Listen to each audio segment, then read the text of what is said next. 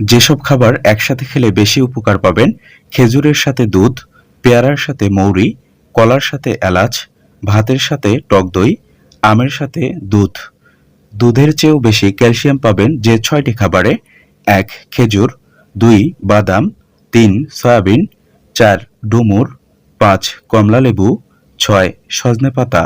শরীরে আয়রনের অভাব হলে যেসব লক্ষণ দেখা দেয়: ১. শরীর দুর্বল হয়ে পড়া, ২. চোখের নিচে কালো দাগ, ৩. চুল পড়া, ৪. ত্বক শুষ্ক হয়ে যাওয়া ও ত্বক চুলকানো, ৫. নখ ভেঙে পড়ে যাওয়া, ৬. ত্বক ফ্যাকাশে হয়ে যাওয়া।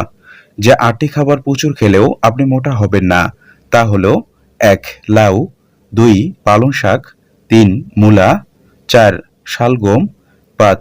শসা, ৬. বাঁধাকপি, ৭. ফুলকপি, ৮. টমেটো। যে ৫টি খাবার ভুলেও গরম করে খাবেন না: চা লিভারের কার্যক্ষমতা কমিয়ে দেয়।